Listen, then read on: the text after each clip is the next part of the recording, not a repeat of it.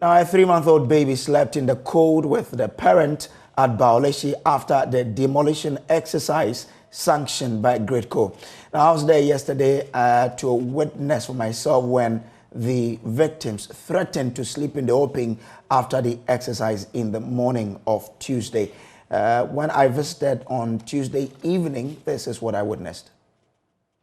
In all of this demolition, one thing that struck me was to get to know that there's a 3-month-old baby who has been born in this area who, together with the family, has nowhere to go but to be accommodated in this rubble. So this is a 3-month-old baby. I mean, the baby doesn't know what's happening, so it is only smiling at what is happening here. Hi, oh baby. Can you hold my hand? Very handsome looking boy. He has also been caught up in all of this demolition exercise because his parents had nowhere else but for this boy. Where the next meal will be coming from, he knows the mother is here. But for the mother, where she will sleep for comfort to take care of this baby is something that is far from her. She doesn't know exactly where it's going to come from. Her only hope is that she'll find somewhere okay for her and her husband to continue. The mother, Sister Lizzie, spoke about how they intend to put up tonight and even the days after. Then are we? But me juma bia. Onye juma. Inti fiana pay nkoda ne wo modididie. Mi anopape na mi didi ye. Mi nyan didi biom. Anopape. De intia. Den ye bubu amanfo bubu mi kwesi maso ayashi. Mi nim bebia. Me di mi bani abetu ansa na medidi. Ehun se me bre, mi niam no susu, mi nim bebia mo wo. Enti me bre. Enti eze niam na yebubu no, yebubu niam ni na aka ho efra. Yebubu mi niam ni nyina aka ho. Enti den na mo be sisia. Yenim bebia, yenim bibia ebeye o, yenim bibia ebeye. Enti Samuanya bebia mo be den. Me de meda mi ba nchen, meda mi ba mi no nchen wa ase. Nti o china na still amunya bebia mo den na be eventually. Na mi ye ni bebia ebeko, eni bebia ebeko. Eni bebia ebeko. O china nde krampemeko hospital, na ade na abesi nde krampemeko hospital, me di mi ba nbeko hospital. Mo akọ won panye, na ade na esi nne. Sisi an dem mwana mo hia. Mwana ehia se ye pe dan na ya kom na mi susu mason jua na ma susu makope ejuma ketiketi bi na ma ye na makohwem me ba no so na se edan ba mbenya sketch rent de anu na asama ba o but se nyame boaya se ye hu dan tinemu a susu ebe ye ejuma kakra nyame nti be ejuma kakra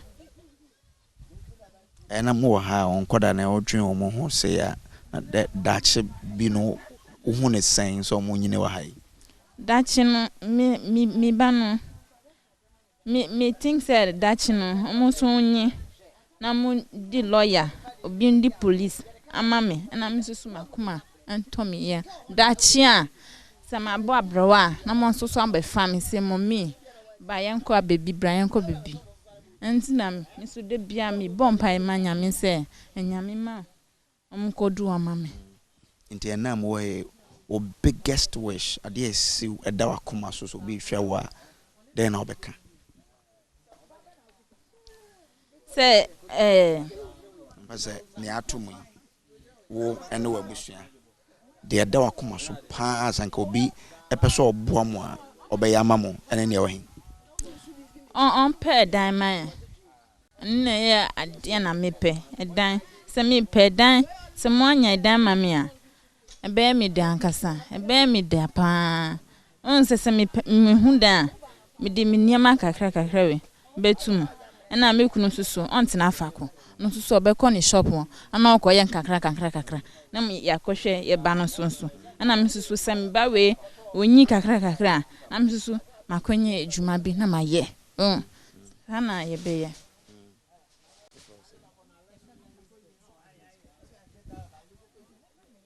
So for Elizabeth, she's only looking for one thing. For someone to probably offer them a place to stay, to work, and to take care of their two kids, to have a fulfilling future.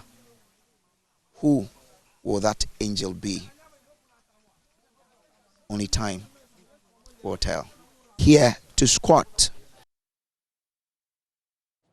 Now, JoyNews is learning that the earliest time the International Monetary Fund can take a decision whether to give Ghana a deal will be in the first quarter of 2023. That, according to sources close to the fund. It followed a crunch meeting held by the IMF officials with Parliament Finance Committee on Tuesday. Parliamentary correspondent Kweku Asante has details of the meeting.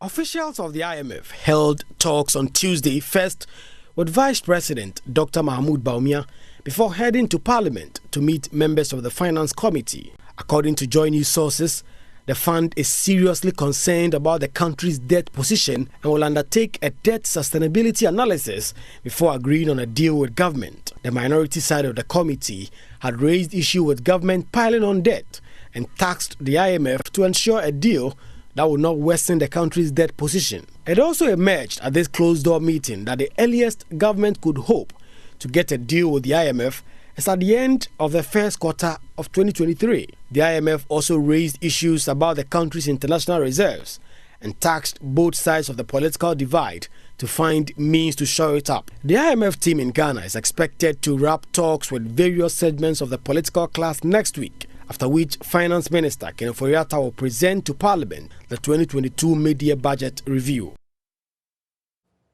Now, the minority in Parliament is accusing the Electoral Commission of seeking to destabilize the country with its plan to create a new voters register with the Ghana card. Now, according to the minority leader Haruna Idrisu, who spoke to journalists in a hurriedly organized press conference in Parliament, the EC is also seeking to prevent citizens who do not have the Ghana card from using other persons as guarantors. Now, our understanding further, and this is our primary technical concern, is that the national ID card, arguably a public good, is not increasingly available to deserving Ghanaians who deserve to have it. There are many Ghanaians who are still struggling to have access to a national ID card legitimately. That public good must be made increasingly available to every qualified Ghanaian. Now, it will interest you, members of the media, that currently the National Identification Authority has registered 16,654,000 persons. Cards printed 16,341,000. Card issued 13,300,000 against a voter register of 17 million. If you use that instrument of a national ID card against a voter population of 17 million, then there is a critical technical departure from the requirement. We may not even have a voter register to rely on for the conduct of the 2024 presidential and parliamentary election, because the number of Ghanaians on the voter register far exceeds the number of Ghanaians on the national ID card data. And yet the national ID card has other persons, including foreigners, on it. Now, according to Haruna Idrisu, the plan of the EC will disenfranchise some Ghanaians who have not had the opportunity to register for the Ghana card through no fault of theirs, and also people who have registered but have not received their cards. A matter that may threaten the stability of our country, since it borders on the right of a Ghanaian citizen to vote and to exercise that inalienable right to vote. Our understanding as we pick it up is that the Electoral Commission of Ghana is desperately planning to discard the 2020 voter register and replace it with a new voter register, which register is cost the taxpayer and the people of Ghana to build with $80 million thereabout. So in 2020, the Electoral Commission, against all sound and technical advice, replaced the 2016 biometric voter register. You all recall that. This decision of the Commission was without consensus by all political parties, civil society, and critical election stakeholders. In pursuit of that political agenda, the EC undertook a new voter registration exercise, which currently puts the voter population of our country at 17,041,340 voters. Our understanding is that the Electoral Commission is seeking to make the national ID card the only source of justification to register onto the voter ID card as their basis, the voter register. Our concern primarily is that in the past, since 1993, voter registration exercises that have been undertaken, you normally have the provision of a guarantor of other persons guaranteeing for persons to get onto the voter register insofar as it is established that they are Ghanaian and are of age and of sound mind and to participate in Ghana's electoral process to vote and be voted for. The minority leader, Haruna Idris, is also accusing the EC of engaging in an illegality when it failed to hold limited registration exercise in 2021 and in this year. The Electoral Commission, by law and by duty, ought to have conducted limited voter registration exercise in 2021 and 2022. They failed to undertake this national exercise, and therefore eligible Ghanaians who have attained age 18 and above have been denied, so to speak, the opportunity to get registered and to exercise their right to vote as Ghanaian citizens. This activity never took place in 2021. And as I indicated in one of my press conferences, when President Mahama becomes president, we intend to deploy a new technology that allows you that when you are just 18 years, you walk to any office of the Electoral Commission and get registered. That is what we will do as a government to improve access to it. So we've invited you this morning to draw attention to this concern, that one, the use of the national identification card as the sole reference justification is technically unacceptable, since many Ghanaians do not have their national ID card, and some have not even been given the opportunity to have a national ID card. On the national ID card is far less the data on our national voter register as compiled by the Electoral Commission of Ghana in 2020.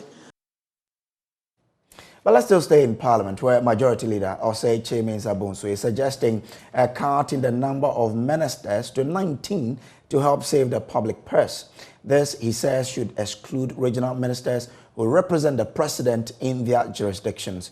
He further argues that the presidential system of government be scrubbed as a means to check corruption. He spoke at a public lecture held by the Kwame Nkrumah University of Science and Technology. Nana Ojima has more in this report. The public lecture was on the theme, the constitutional review, the perspective of a legislator. According to the majority leader, at least $50 million spent on electioneering by a presidential candidate from the party level to the national election. Research by the Center for Democratic Development, premised on the 2020 general elections, estimates about $600,000 spent by members of parliament to secure their seats. In checking the investments made to win elections, the majority leader in parliament suggests the Westminster system of government, where the Prime Minister is more accountable. Osei Mensah-Bonsu sides with a World Bank research which suggests small unitary countries like Ghana are better served with prime ministers. Where we are going as a nation is not sustainable.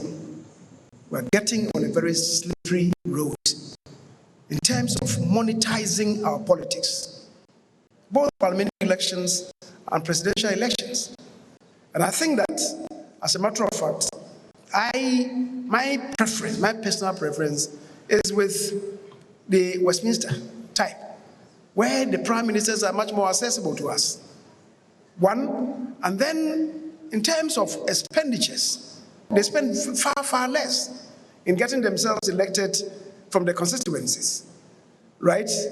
And that obligation to satisfy sponsors is much, much less. And with that, we'll be able to deal with corruption. And then again, because the Prime Minister is a member of Parliament, peer review should tell you that you can't be a Prime Minister when I know that before you became a Prime Minister, you had only one house. And 4 years after becoming a Prime Minister, you have 10 houses. My friend, where did you get it from? The Member of Parliament likens the powers conferred on the President to that of a monarch, since he makes over 5,000 appointments to public offices. Mr. Mensah-Bonsu believes there should be a review in the constitutional provision. Indeed, any president appoints more than 5,000 officers into public office. We are still counting. This certainly, Professor Chairman, is a monarch that the Constitution has created.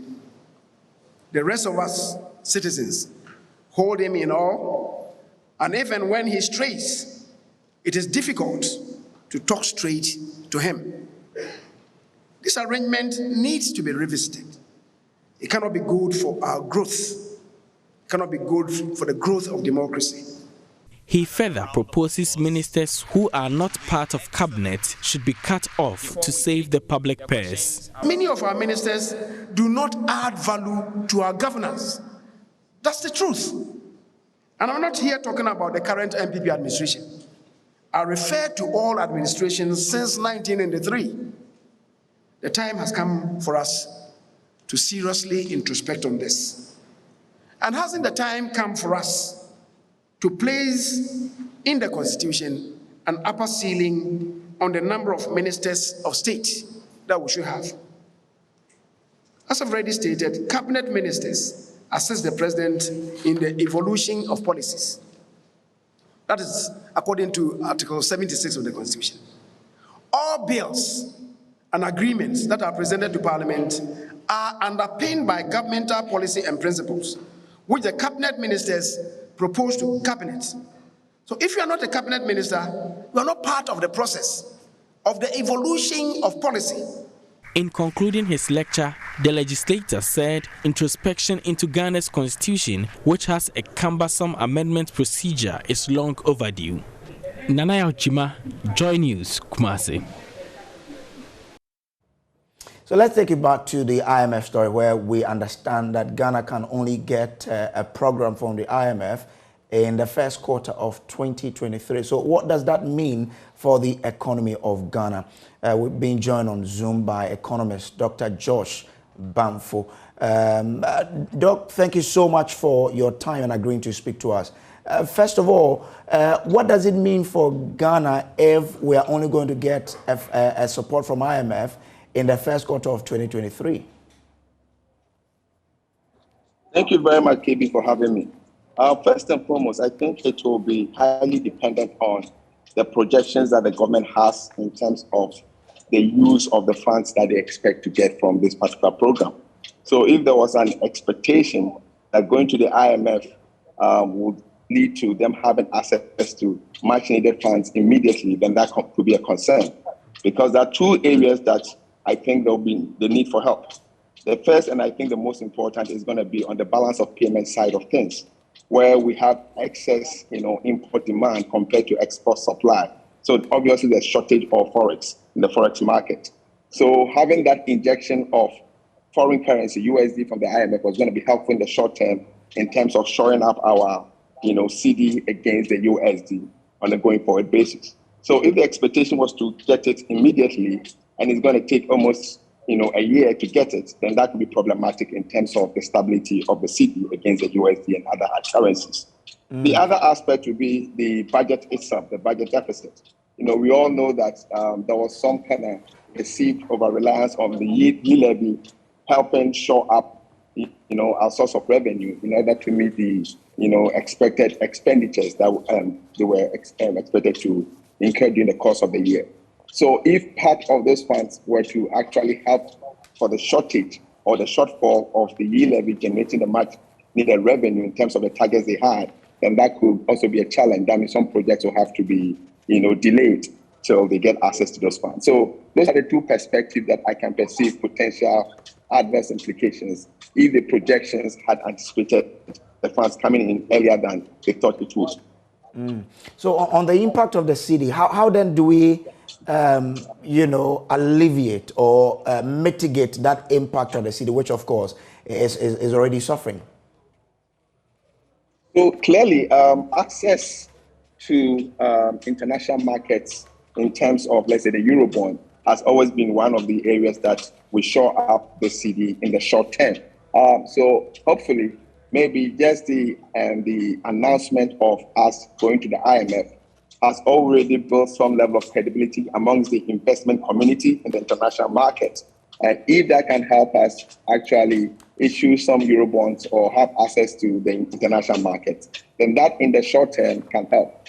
But remember, because of the downgrading of our credit rating, the sovereign credit rating is going to come at a relatively higher interest rate than before. And that is what we're trying to avoid. So maybe if we have better credibility in the international market and we have a need, to get in some forex, then the international markets might be one of those options in the interim until the IMF program kicks in sometime next year, first quarter.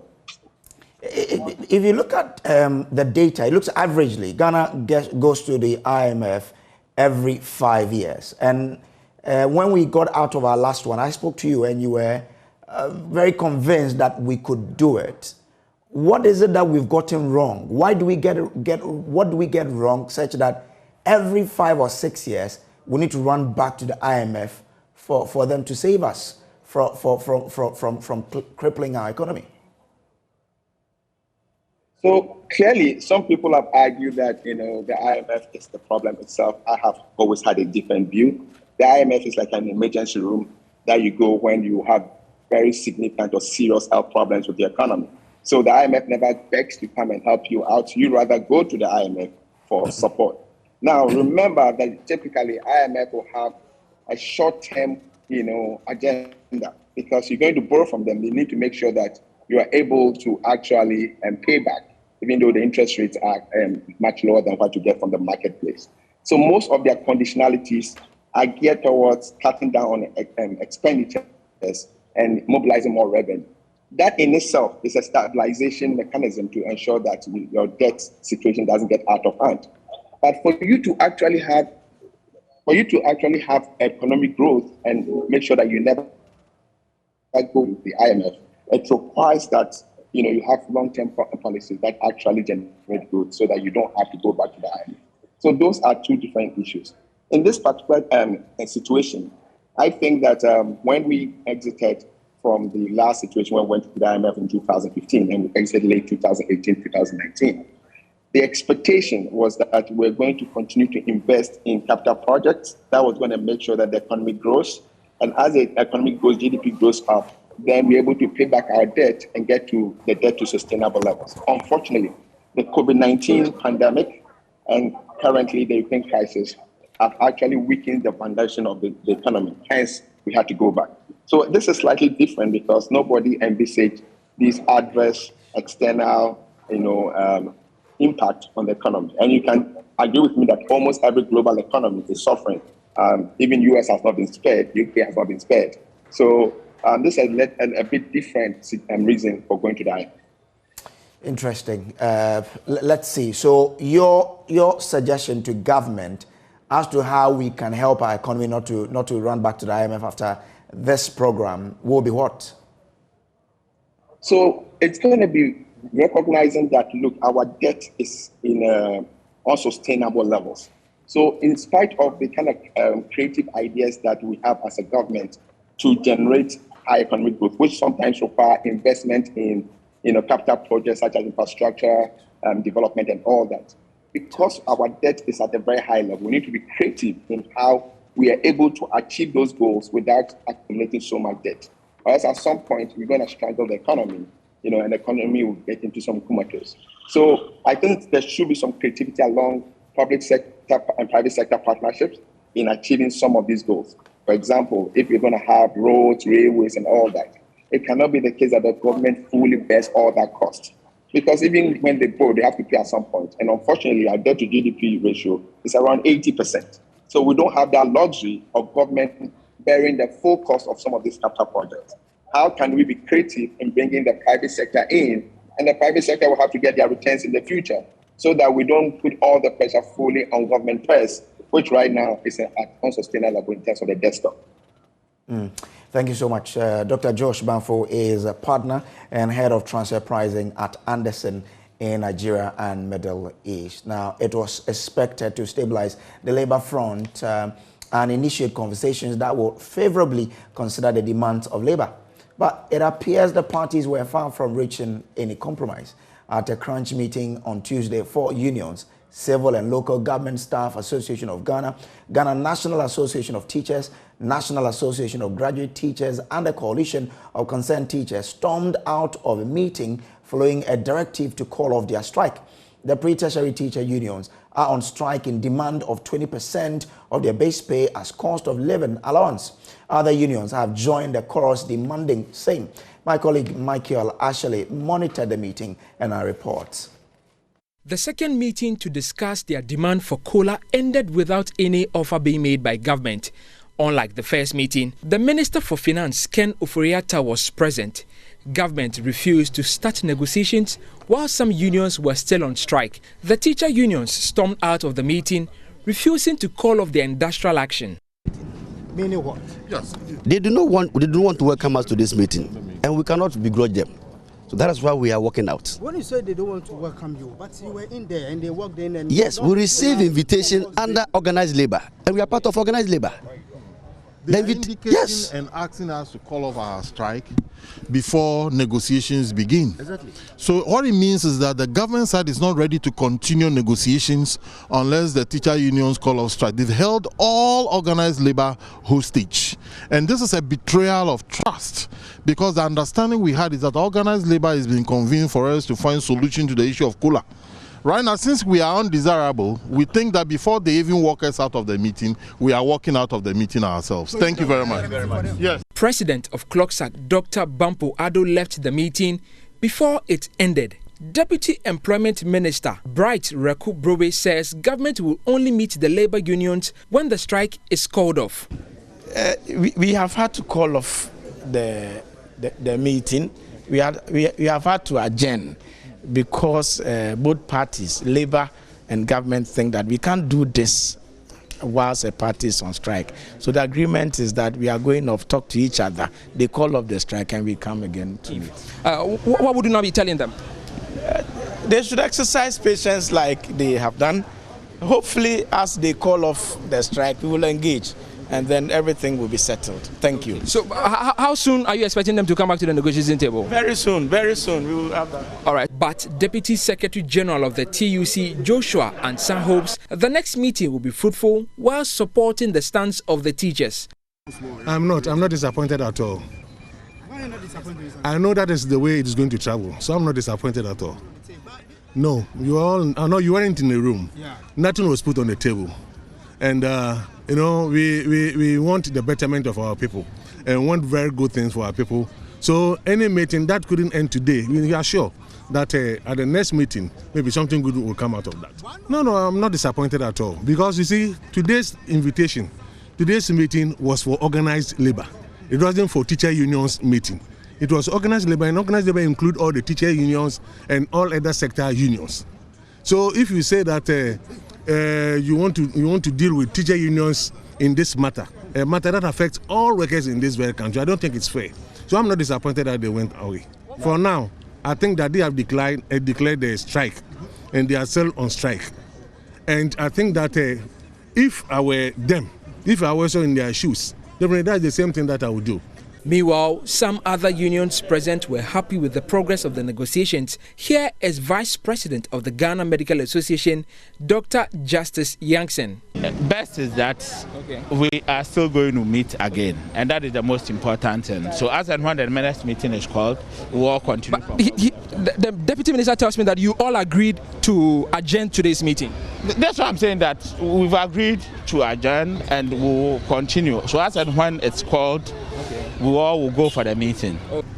The meeting between government reps and that of labor unions to discuss the cost of living allowance has again ended in a stalemate. Government is hoping to call another meeting as soon as possible to probably start negotiations and finalize them. For JoyNews, Michael Ashale. Now, the ongoing nationwide teacher union strike has not only taken a toll on academic activities, but the feeding of boarding students in senior high schools. This is because the majority of the kitchen staff have joined their colleagues to embark on the strike in their demand for cola. Some schools in the Volta region have therefore closed down their kitchens and asked their students to feed on their own. The students have been relying on their provisions and food vendors. Nationwide teacher union strike is taking a heavy toll on academic activities in the senior high schools. JoyNews checks in some schools in the Volta region revealed that students were left unattended to as the teachers deserted the classrooms. In Maoli School, for instance, some teachers were seen around. Sections of the students were seen in their dorms with others loitering around. Some were seen participating in sporting activities while others made use of the library. The strike action has also affected feeding in some schools because some kitchen workers who are classified as non-teaching staff have joined the industrial action. Students of the Awudome Senior High School were compelled to feed on their own on Saturday due to the absence of the cooks. The kitchen, however, resumed work on Sunday when staff being paid by the school returned from a funeral to cook for the students. JoyNews has learned that the management of some schools in the region have communicated to parents that their wards will not be fed during the strike action. The students have been relying on their provisions and food from the canteen. Some students have lamented the situation.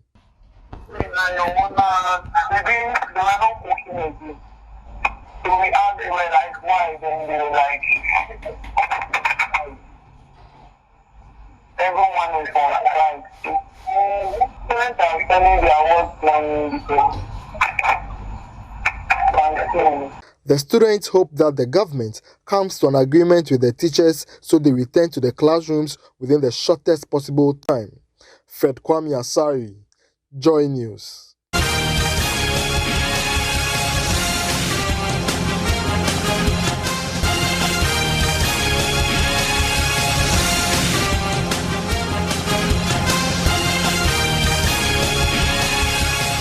And this is your election headquarters as we take you through the processes and lead up to that great day this Saturday when the MPP will be electing national executives. We have a story coming in indicating that one of the front runners for the General Secretary position, Charles Cromwell Nanabein Onyon Tobisiu, has withdrawn from the General Secretary race. Why? We have him live on Zoom now. For some interrogation on this. Thank you so much for joining us. People thought that you had a clear chance at this your supporters felt this was a time where they could rally behind you for you to take up that position. Why the turnaround now?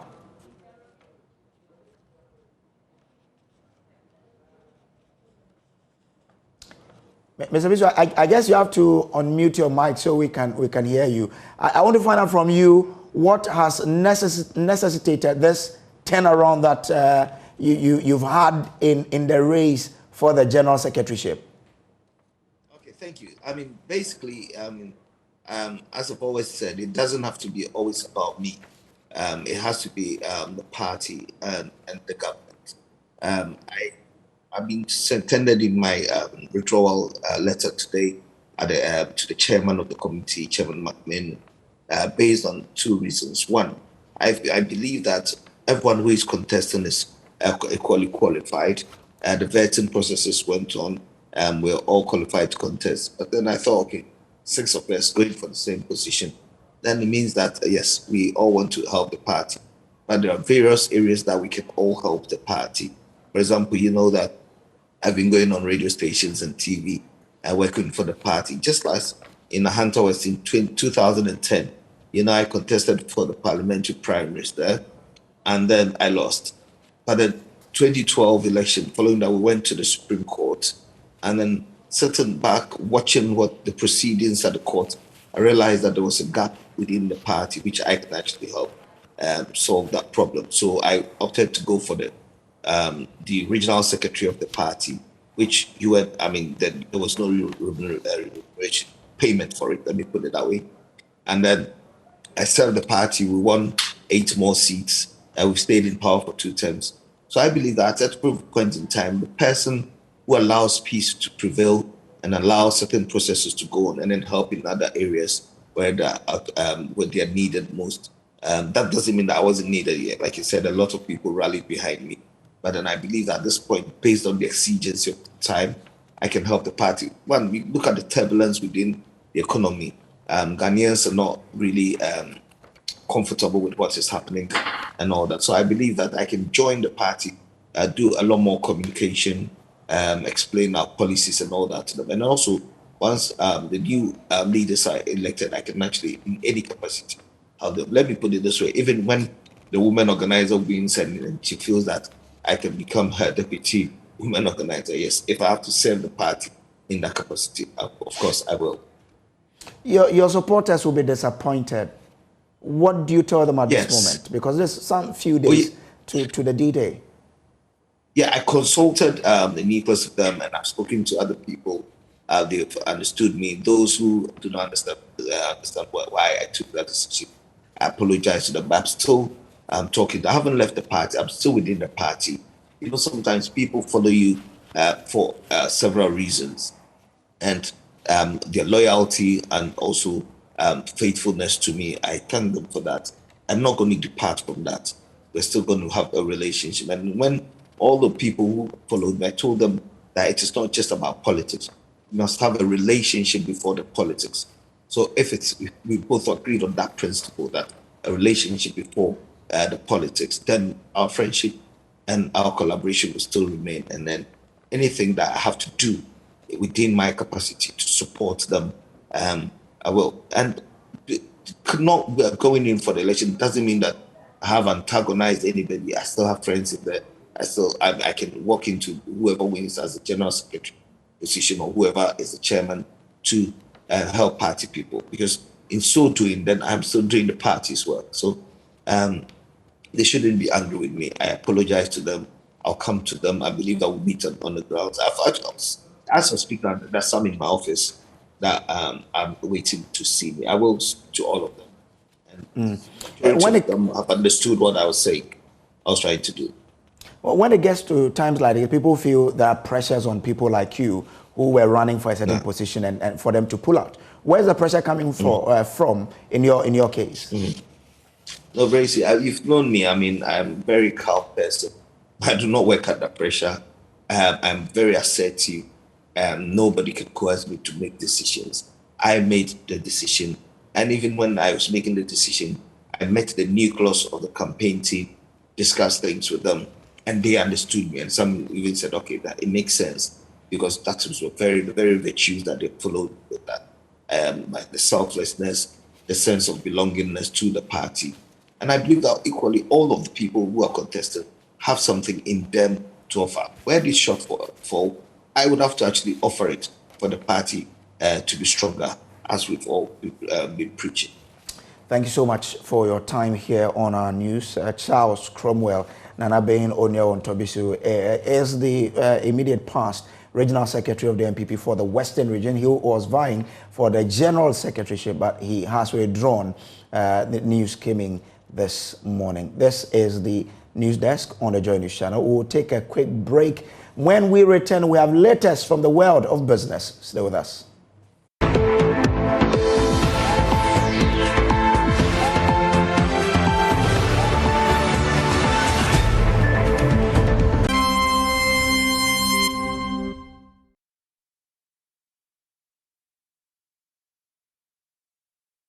Hello, good morning. It's time to do business with me, Beverly Broom. The Ministry of Finance has accepted the business plan for the first domestic credit ratings agency to be established with key market regulators as shareholders. Now, the entity which already accepted the proposal and are working to get the agency established are the National Insurance Commission, the National Pensions Regulatory Authority, and the Ghana Stock Exchange as a major shareholder. Now, the move, which is backed by the World Bank, will improve credibility of corporate bond issuers as well as businesses that participate on the Ghana Stock Exchange. The following report has more. Early this year, the Ghana Stock Exchange announced that it will establish credit rating agencies in Ghana by middle of the year. The agencies are expected to rate the issuance of bonds in order to bring some confidence and comfort to investors. Giving an update on work done so far, head of the fixed income market at the Ghana Stock Exchange, Augustine Simmons, said 3 market regulators have accepted proposal to hold stake in First Domestic Credit Ratings Agency. He was speaking at a capacity building program for selected members of the Institute of Financial and Economic Journalists, IFEJ, in Accra.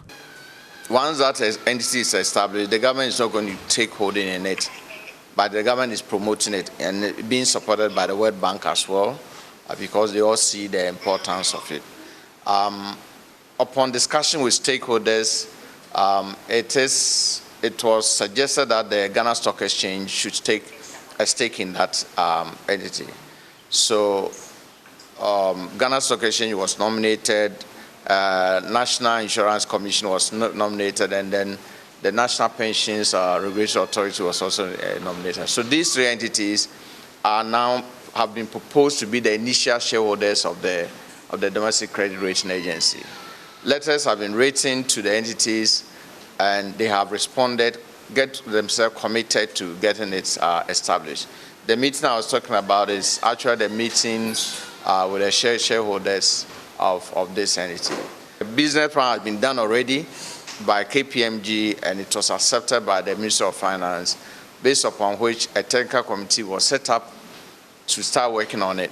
He added that the absence of a technical consultant to assist the GSE meet the requirement of Securities and Exchange Commission is what could delay the process. What could delay us is for the fact that the requirement from SEC, right, insists that before you have a license as a DCRA, you should have your standard operating processes all in place. You should have the rating committee should be in place. The methodology for rating should be in place. You and I know that internally we don't have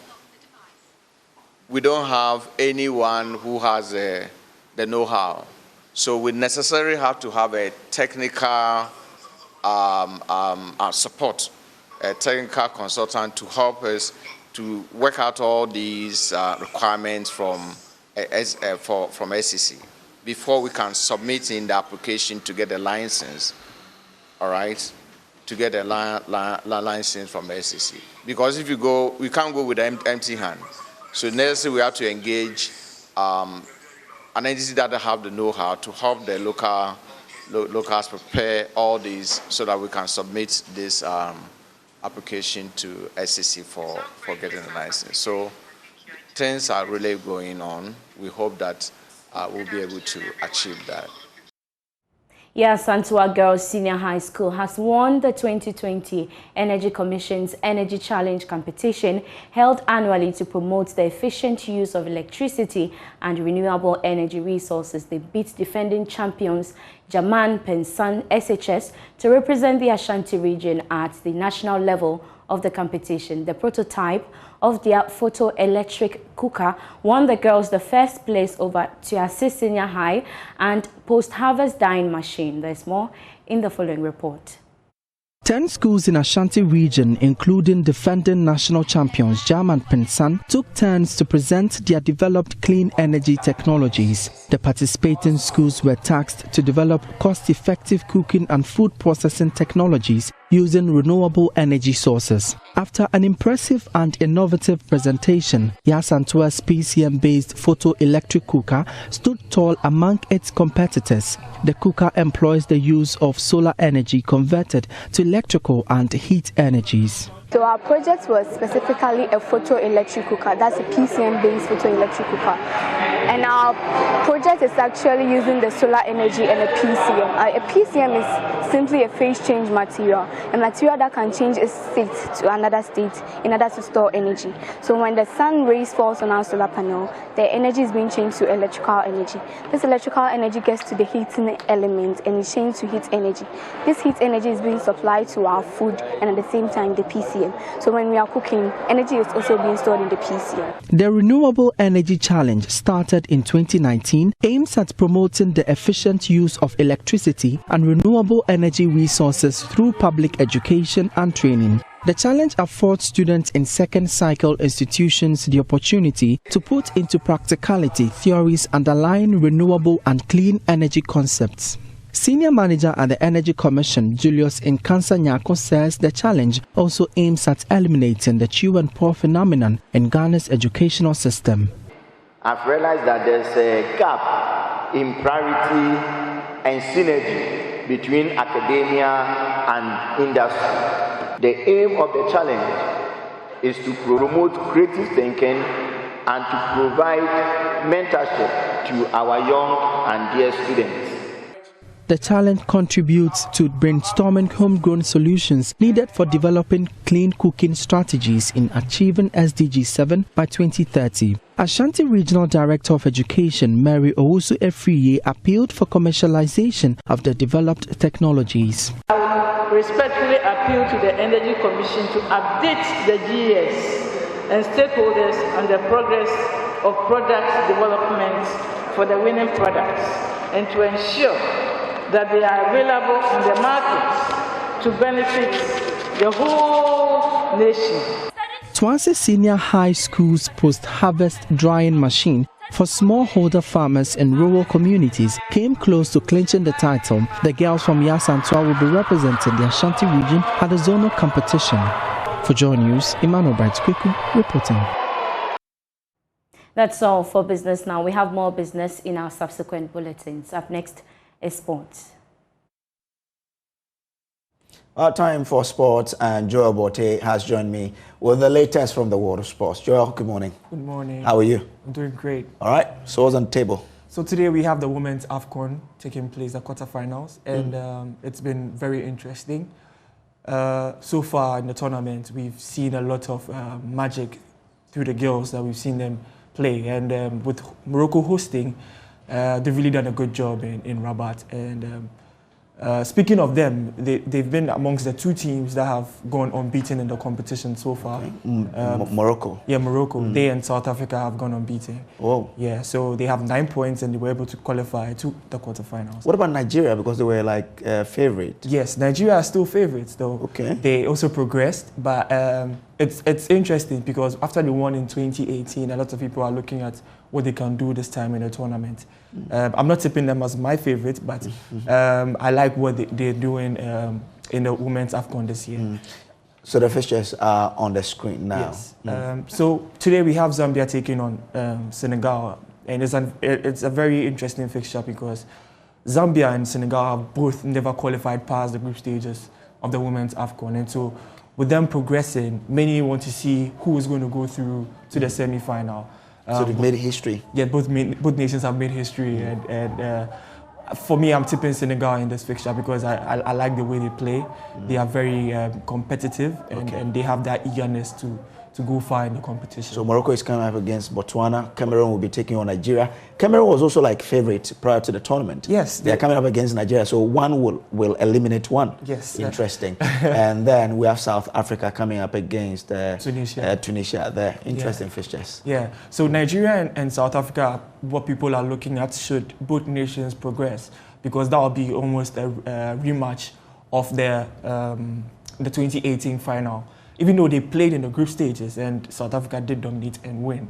That was why they were able to finish unbeaten. Many want to see the knockout phase of it, where one will eliminate the other, and we'll see who wins the trophy this time around. Interesting. And that's how we wrap up today's edition of News Desk here on the Joy News channel. There's more news and information on myjoyonline.com. My name is Samuel Kojo. Brace. We'll meet again, but do enjoy the rest of our shows. Good morning.